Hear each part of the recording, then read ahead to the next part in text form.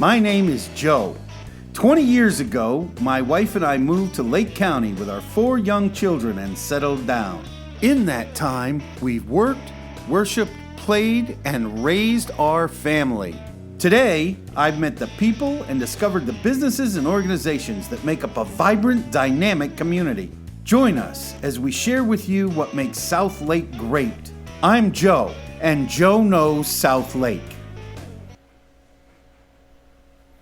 Welcome, and happy Friday. I'm so glad to see you guys here today.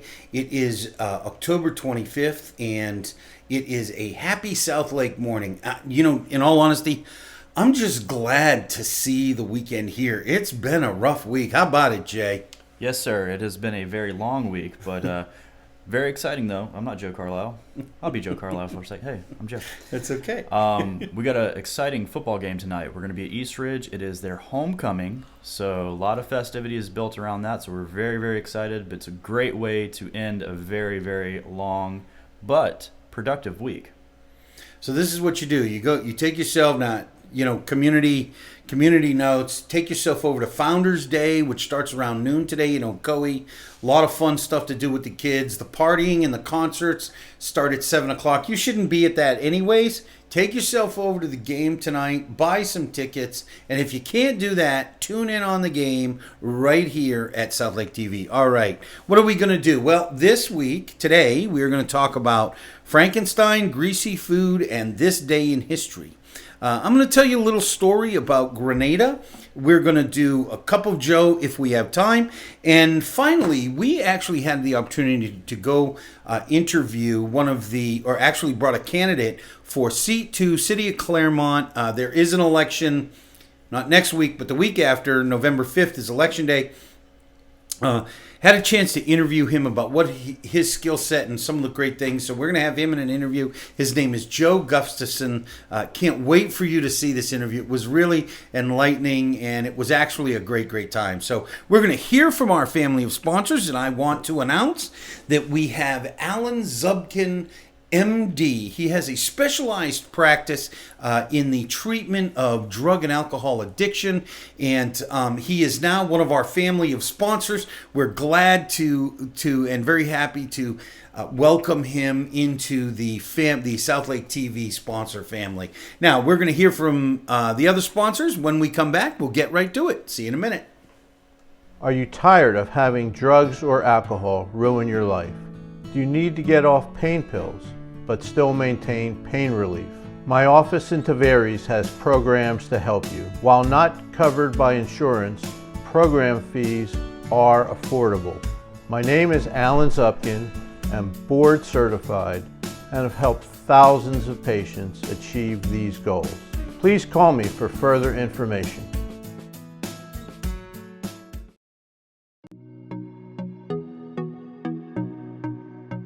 Hello, I'm Mary Rhodes with the mortgage firm, your local mortgage lender. I've helped thousands of families achieve the dream of homeownership in Lake County, and I would love to help you. Our team has over 30 years of experience helping first-time homebuyers, veterans, move-up buyers, seasoned investors, and more. Please read our reviews and visit us at mortgagefirmpros.com.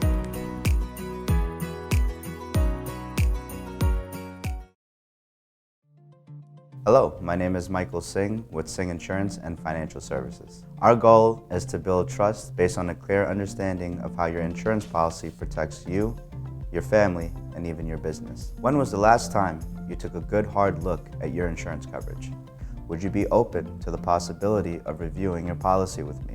One review of your policy can save you valuable time and money.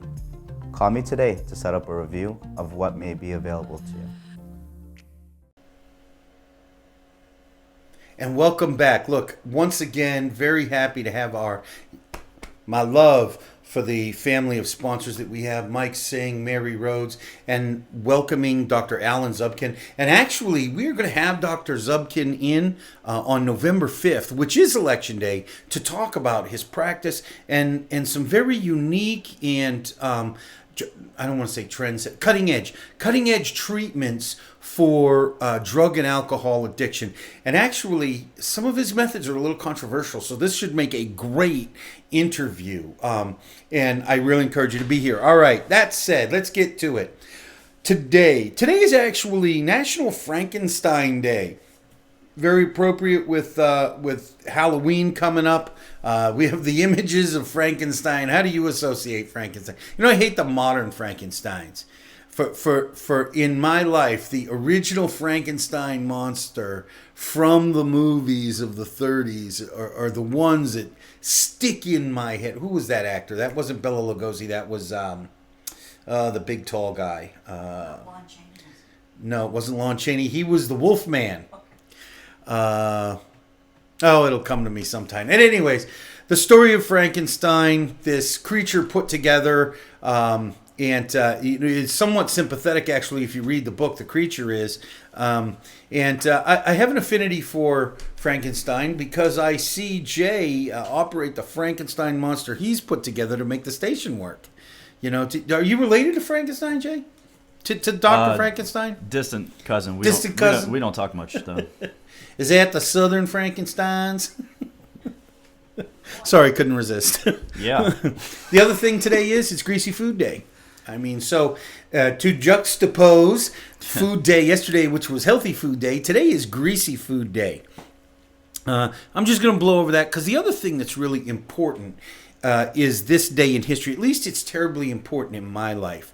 On October 25th, 1983, 36 years ago, the United States invaded Grenada. And I actually hold a distinction in history that you won't find in any history book. I was the first Marine to set foot on this island. I was 19, I think I was 20. I was 20 years old. And I was a sergeant in the Marine Corps, and I led a squad into this invasion. And, you know, it was really funny that I had already done 2 tours in Beirut, Lebanon, so I was somewhat experienced. And we were notified literally the same day that we were notified. As I remember, this attack happened on a Tuesday. And on Sunday, we had been notified that the barracks building in Beirut, Lebanon had blown up, killing some 183 Marines, I believe.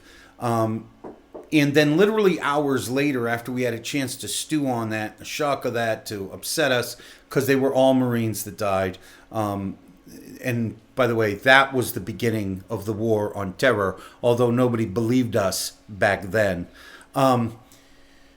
Several hours later, they told us we were going to do this. You know, and what I'd like to do, since it's this day in history, I'm actually going to tell you a little story about something that happened to me there, something that changed my life. You can imagine we'd been there 3 or 4 days, and I can trust me, what you see in documentaries and what you read about in the press is not how that went. We had some major resistance from Cuban regular soldiers, all right? Also something not promoted. The whole idea was there had been a government coup. A communist military regime had taken away and killed the duly elected government. The president was assassinated, the vice president, several ministers, looting was going on, and this all was part of Castro's play to extend his reach into that area of the world and get a little closer to U.S. shores. Thankfully, Ronald Reagan sent us in. So we're there 3 or 4 days, and it hasn't necessarily been easy. And I was assigned this little village with my squad. And we had traded fire with the enemy a couple of times. So you can imagine we're walking into this village, and there was only one road in, and quite heavy jungle in Grenada at the time. But this one well-worn road, so we're walking down this road. And as we get into this village, the thing that's very noticeable is all the windows and doors are shuttered. The doors are closed. There's nobody. You could see as we got further and further in, you could see peeking out from behind the shutters. Now, that's very nerve-wracking if you're a young American Marine walking into a place where you've traded fire with an enemy. For many of these guys, it was the first time they had been shot at, the first time they had had to shoot in anger at somebody else. And so we're walking into this village, and we had been ordered to clear it to see if it had any enemy combatants in it, and to clear it and to make sure that people were okay. But it was spooky. There was no sound. Everything was closed up. There were no children in the streets. There was nobody washing clothes. It was dead quiet. And I literally mean dead quiet. We're into the village, and suddenly a door slams open. You can imagine. We're terrified. At this point, I'm at the head of my squad, 12 good men. We all drop to the ground. And what we see is a little old lady. You know, I was, like I said, 19, 20, 21. She appeared to be 112 to me. She could have easily been the same age I am now. But if I were to guess even now, she was probably more into her 70s. And as she hobbled out her door, I stood up. And she got to me and dropped to her knees. And she started kissing my hand and rubbing her face on my uniform and saying, "Thank God for the United States of America. Thank God for the Marine Corps." She was thanking us. This broke open every door and window in the street. People were streaming out and hugging us and loving on us. Apparently, the people we had come to defeat had caused a military curfew. Nobody was allowed to leave their house. And we are talking 36 years. In the smaller villages in Grenada at the time, they shared a common bathroom at the end of a street. So when they weren't allowed to leave their houses, they couldn't go get water. They couldn't go get food. They couldn't leave to relieve themselves. The stories we heard from these people were horrific. But the point I'd like to make is that, you know, we have November 11th, which is Veterans Day coming up. And with Veterans Day coming up, it's very easy to say you're going to honor veterans there. Today we have hundreds of thousands of veterans because we have just come out of a 17-year war. There are people in your life that have stories and memories you will never understand. I was to go on from this experience in Beirut this experience in Grenada to go back to Beirut, where I would get hurt, where I would be the sole survivor of my squad dying. I was the only one of those 15 men that came home. And again, there are hundreds of thousands of people in your community, in your circle, that have that experience. Don't wait till November 11th to honor them. This is Breast Cancer Awareness Month, and I appreciate Breast Cancer Awareness Month. I just really wish we had a Combat Veterans Awareness Month. You need to keep in mind that what this story taught me was that America is the greatest place in the world in all the history of mankind, because we go help the guys who can't help themselves. I'm sorry to have gone a little serious on you. Actually, I'm not going to do Cup of Joe today. I'll wrap up the conflict series on Monday. I just felt this is important to me. It affects me every year. And unfortunately for my family, they're going to catch me in sad moments in the next 6-8 weeks, because it's a very important time in my life and I have memories from there. I want to encourage you today, go out, find somebody you know is a veteran. Don't just say thank you for your service. Give them a hug. Say I love you. Buy them a cup of coffee and ask them to tell their story. They probably won't want to tell it, but it'll mean a lot that you want to hear it. So we're going to take a break right now so I can pull myself together. When we come back, we're going to hear from Joe Gustafson. We had a great opportunity to get Joe into the studio for this interview. You know, one of the reasons why I wanted to tell this story today is because this is the first of the interviews we have with candidates. one of the reasons that I really felt I served my country was to protect the one right that really separates us from everyone else in the world. And that's the right to go vote in secret. And so you get to exercise that right, and I thought you should know who the candidates are. When we get back, we're going to have Joe Gustafson, and I'll see you in a minute. Welcome to Erica's Tea Room. Located in the heart of downtown Clermont, this specialty tea shop offers a traditional high tea experience that can be enjoyed with family and friends. While here, you can choose from over 100 teas from all over the world, and a multitude of teapots are available for purchase. Join us for lunch or choose from one of our special evening events. Call to make a reservation. Erica's Tea Room, making memories with every cup.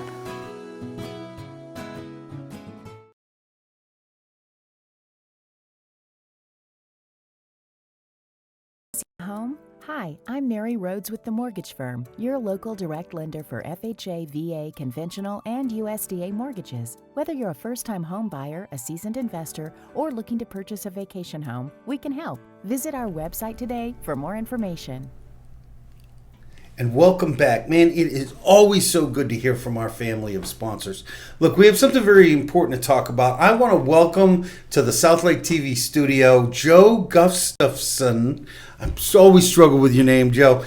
Joe is a candidate for the Clermont City Council. So we're going to talk to Joe about the race, some of the subjects that he thinks he can help for. And welcome, Joe. Thank you very much. Pleasure to be here. Good to have you. Now, I met Joe through the South Lake Business Leaders, which is an organization I'm part of. Joe spoke there. He was quite engaging in what he spoke about. I really kind of connected with him on a real level. So let's just jump right in. Joe is a candidate for the Clermont City Council, seat 2, I believe, right? Seat 2. He is retired, but he was the CEO and partner of Vantage Point Associates. He was an associate before that of the Impact Planning Group. These are both business consulting and growth leadership companies. Yes, they are. He has a bachelor's degree in meteorology and oceanography, dual major. That's an accomplishment. From the SUNY Maritime College, where he was awarded a reserve commission in the Navy and got his license to be in the maritime. He was an officer in the Merchant Marine, as we were just discussing. Was very important in our effort to win World War II, and is still today quite an important thing in the business and commerce of the United States. Well, Joe, that's a big bona fides, okay? You've lived a very interesting life. I know you've done some stuff in retirement as well, but we only hit the highlights. So I want to get right into the race. After all of that, you're retired. Why would you want to be on the city council? It started actually a couple of years ago when I attended something called the Clermont Citizens Academy. And it was 2 hours on a Thursday, 6 Thursdays in a row. And you got exposed to the police department, fire department, sanitation services, water treatment, budget planning. And after that 6 weeks, I was incredibly impressed with the quality of the city staff. Not just that they were so erudite when they talked about their jobs, but more importantly, they liked what they did. And on top of that, they loved the city of Clermont. And I was so impressed, and I was chatting with my wife afterwards, and I said, there's an awful lot here that this city is not promoting. I think it's got a lot to offer. And I made the mistake of saying that to my wife, who knows my background. I said, well, why don't you run for office? And I thought about it, and I said, well, they're all incumbents. I have never run for public office. It's tough enough to learn how to run a campaign and run against incumbents, so I decided, no, I'm not going to do it. This year, unfortunately, Mr. Goodgame passed away and a seat became available. So I was asked again by my wife and others, who know the city, and I said, yeah, I think I can help the city. I think my background gives me some skills and knowledge and some experience. I think they can be applied and work with the existing city council, who I think have done a magnificent job for this city. The growth here is exponential, and yet they haven't raised the property taxes in 5 years. And they have the lowest fees and impact rates of 10 cities in Lake County. I mean, they've done a terrific job. You know, it's really cool that you bring that up, because one of the impressive things about our city is their avoidance of debt. Yeah. And it's one of the reasons they could do that. You know, you just said something, tapped into something I wanted to ask about with your business career. How do you think that skill set can help the city and help you as a councilman? I think the biggest issue that Clermont has to deal with is the growth, both positively and negatively. There's an awful lot of people welcome that growth. Taxpayers should. At the same time, there's a group of citizens who like Clermont the way it is and the way it has been. And those are conflicting needs and wants from the citizens that we serve. Trying to balance those is not an easy job. Trying to balance the growth, what kind of growth, can you manage it effectively? Can you manage it efficiently? Continue to grow under some managed approach? That makes sense. I think I know how to do that. I've done it before. I've done it with my own company. I've done it with clients around the world. That's an overstatement. I never went to the Far East. All of mine were in India and Europe. Okay. That counts as around the world, Joe. Well, that's half the world, maybe. But clients at that level are very, very demanding. And I quite frankly enjoyed that challenge. They ask really hard questions. They also have no concept of time. Because if your client's in Bangalore, India, they don't care it's 10 hours difference. They call you, and at 3 o'clock in the morning, you're sitting at your desk and you're dealing with them. But if you try to help clients grow profitably, which my firm could do, we guarantee two things, and I can still do it. One, if you engage us, we will guarantee we will show you how to grow your business profitably. Or we'll guarantee why you can't. And some companies can't. So how does that play over to being a city councilman? Tell us how that you think that'll affect it. This is a big business now. It's a $148 million budget this year. It's 38 or 39,000 people right now, and what I was hearing from some of the planning board members, they're estimating 50,000 people within the next 5 years. That's a huge curve for growth. Its impact is phenomenal on city services, police, fire department. Where are they going to build? Under what rules? Okay. You got the city council just put a moratorium on apartments because they're growing so fast. I think the city council probably correctly reacted to the pressure they were getting from a lot of citizens, but they don't want these multifamily homes. However, on the other side of that coin, and this is where management comes in, on the other side of that coin is that a lot of businesses in this town want more traffic. They want more people. And you're going to put a few thousand people in some of these apartment complexes, that's customers for them. You know, the other question that I think that when the council starts dealing with growth is, you know, we deal a lot with affordable housing, you know, and where are you going to put the employees for those businesses? Right. You know, you can't have a business, one man can't do everything. That's right. You know, so it actually leads to my next question. How do you make that growth allowable without the gentrification that seems to affect certain areas in Orlando, and we see it affecting places like Mount Dora, where you're really pushing out the people that we need to work in these businesses and do the services because they won't drive 30, 40 minutes? I have a couple answers for that. One, I don't know what the definition is of affordable. I keep asking that question, and depending upon where the individual comes from, you get different numbers and different levels, okay? Secondly, my background and what I'm used to doing is get the research first. Talk to the customers. I'd like to know what the demographics are of the people who are moving into these apartments. Now, I've heard numbers $1,400, $1,500 a month. That's not cheap. Somebody says, well, why don't they buy a house? Maybe they don't have $50,000 to put down. You know, you need both sides of that equation. I'd like to know if Credit, debt, and income. That's why they don't buy a house. I'd like to know, are they long-term residents in these apartments? Or are they just going to be in and out in a year? I'm not sure who they really are. And the demographics, you know, I'm not talking about college degrees here. I'm talking about who they are, what they want out of Clermont. Are they committed to the city or not?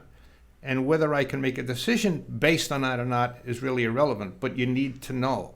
If you find out that the people moving into these apartments are only going to be there for 6 months to a year because they're trying to buy a house, or they're transient employees because they're going somewhere else, that's a different set of statistics to make your decisions on about building up the apartments, for one So thing. the answer to my question is obviously, your business background, you had to know all the facts. You have an ability to do the research Yeah. and to assemble the facts so that you can make informed decisions.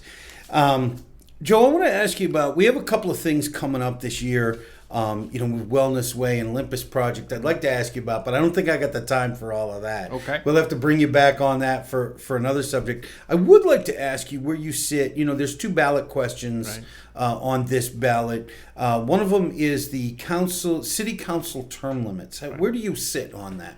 I'm in agreement with it. I think, unlike a congressman, which is 2 years, and it's been my experience with some of the congressmen I've talked to over the years, the first year they learned the job. The second year they're running again. So as far as being productive, it's tough unless you're a senior congressman. And I think that I really do believe that at some point in time, you need to keep the council open for a breath of fresh air and new ideas. And I'm not talking about youth. I'm talking about somebody who thinks out of the box Right. differently. That makes sense. Yeah. So I'm in favor of the term limits. Great. And where do you sit? The other question is amendment to city council residency requirements. I think that's an emotional question for some people, because a lot of folks that have talked to me, they don't like the fact that somebody can move in here and be here 3, 4, 5 months and suddenly decide how the tax money is going to be spent. They don't have an emotional connection, a visceral emotional connection to the city and its history. And I agree with them. At the same time, as I was trying to figure out how I come out of that equation, just as an example, you get an experienced politician, a good guy, smart guy like Ron DeSantis, and he decides he wants to move to Clermont and he'd like to take his expertise and apply it locally. Do we tell a guy who's that smart no?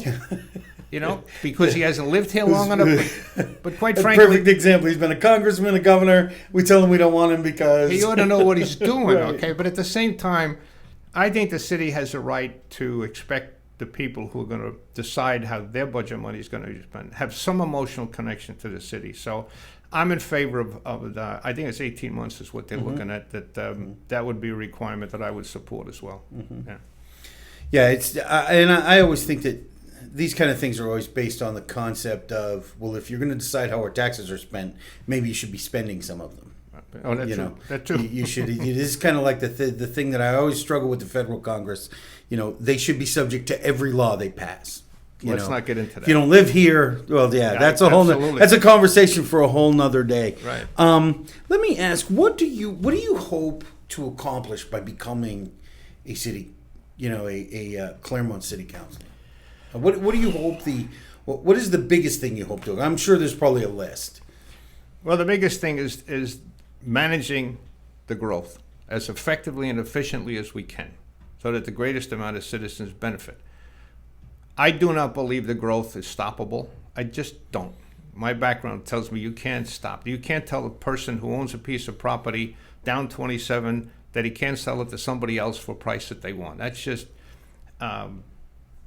basic American free market capitalism. Yep. It really I is, agree with okay? you, yep. Part of that growth, though, I think that the entire city needs to be part of the parameter. And this city goes 15 miles south. It's not just Montrose. It's a long city. It's yeah. a big piece of property. Right. And, developers are flying over the whole thing in helicopters every day looking for what one they could buy and what they're going to build. So Wellness Way, the Olympic Park, all of that, in my opinion, is proof positive about the growth and where it's going. Okay? I think that it's the growth issue affects both positively and negatively when you talk about the traffic on 50, and they're going to build 2 connector routes. One's going over Clermont, between 27 and 429. The other one's going out of Schofield Road and going over to Avalon, which sounds great for the people who don't like the traffic on 50. However, on the other side of that, you got a bunch of businesses on 50. You're not going to be happy. That's right. Losing about all those potential customers because we're not going to drive through the city. Right. and then you add to that the 50 is a state road, the impact on Clermont is only, for the most part, input to the planning people in Lake County and the state to get whatever works best for the city of Clermont. Now, that's a long-winded answer to say this is not an easy question to deal with, but I think the biggest issue is every time you sit on the council and another question comes up, it's all about what is the impact on growth? Do the majority of the citizens benefit from us approving a certain thing or not? And I may be telling tales out of school here, but we have to look at things in a bigger way than they are. The Advent Health is going to build a second hospital here, and the motivation for them is revenue, and that motivation for revenue comes from growth. I have to agree with you. Is that growth is not something you're going to stop. I love what you're saying about management. We're too close to Disney and to Orlando, which are not going to stop growing. No. And fortunately or unfortunately, the reality is that means we have to. Joe, this has been great. I want to thank you for coming in and doing this so that we can inform the public and the voters, what you stand for. We have your Facebook page up. You can direct people to that. Tell us a little bit about what's going on up there. Well, it's new for me. Probably started about 10 days ago. I knew I needed it. I was slow getting to it, and I wasn't qualified to do it. But the real motivation for that is really two. One, to get people to know more about me, and the second motivation is tied to that. There are groups of citizens I can't get access to talk to them. Subdivisions in not just Clermont and Lake County, but they have very strict rules about politics. And you can't put signs out, and you can't come and solicit door to door. And that makes it tough.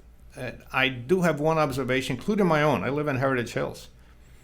We have an in-house monthly magazine that's about 20, 25 pages long. And there's got to be 300 different vendors in that magazine, from dog sitters to cleaning to washing your car to repairing the floor. However, you are not allowed to put something in there that says, hey, by the way, if I get elected, I'm going to be spending your money. Let's talk. Seems a little backwards. Well, I notice here that you are endorsed by the mayor, Gail Ash. Yes. That's a ringing endorsement right there. I mean, she's very proud of that. Yeah. She's a very qualified mayor, long-term servant of the community, and so that in and of itself says a lot. Joe, thanks for joining us. Thank you so man. much. Joe, I really appreciate it. It's a pleasure. it.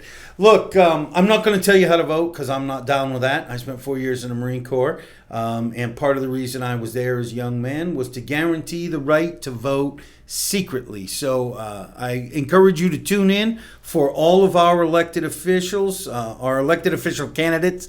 Joe has been great. He's really answered some questions. I'm sure you can reach out to him at his website. Did we put that up there yet?